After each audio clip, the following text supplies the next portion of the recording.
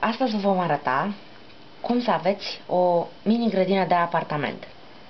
Pentru aceasta aveți nevoie de o jardinieră, care arată cam așa. Le puteți cumpăra din comerț. Prețul variază între 6 lei și 15 lei, în funcție de mărime. Apoi aveți nevoie de pământ de flori sau pentru legume, pe care la fel îl puteți cumpăra din comerț. Pământul trebuie să fie negru, afânat, de bună calitate. În funcție de litraj, îl găsiți undeva între 5 lei și 20-30 de lei sacul. Și, bineînțeles, semințe, care în funcție de firma producătoare sunt între 2 lei și 6 lei plicul. Punem pământ în jardinieră.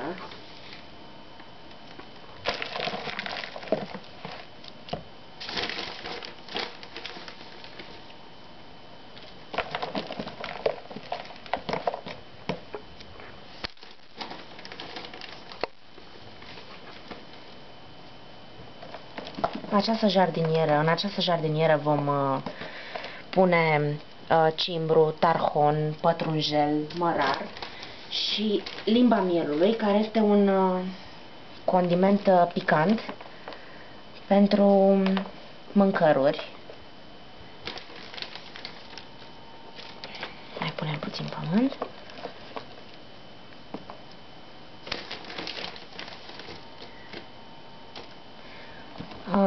Semințele le vom planta la o adâncime de maxim 2 cm.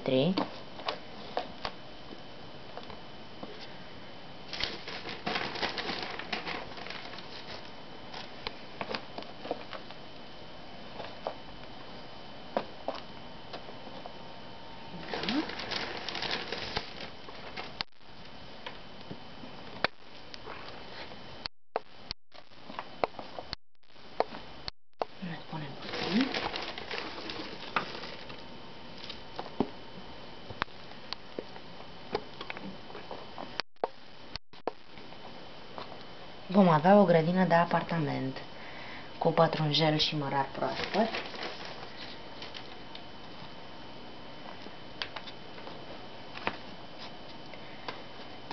Așa. Acum să începem cu mărarul.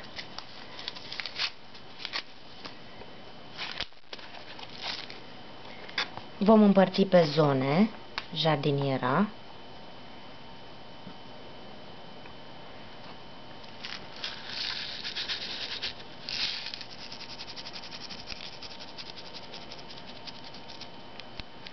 Așa.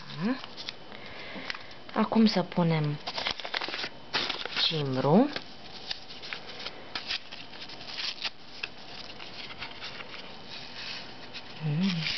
Deja miroase.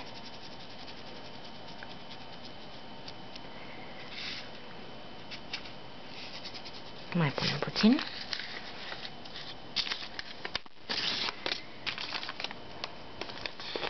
Tarhon.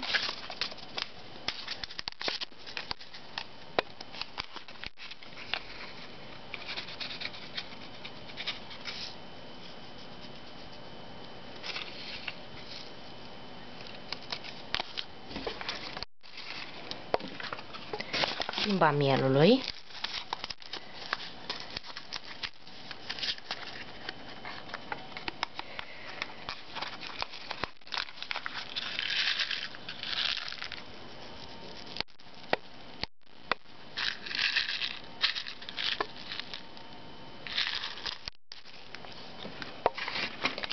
Și pătrunjel.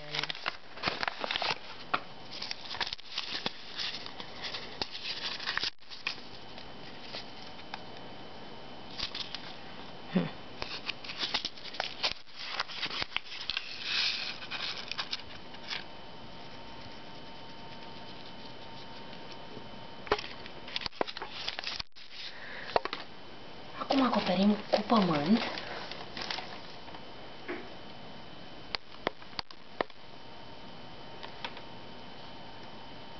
Nu punem un strat foarte, foarte gros.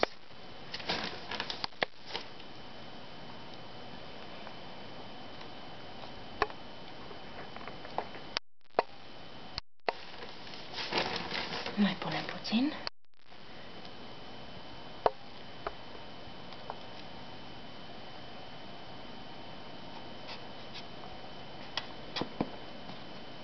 Și udăm.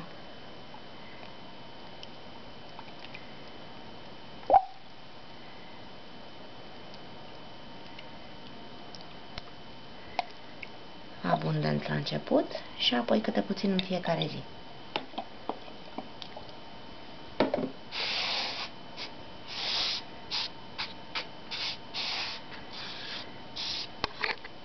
Gata.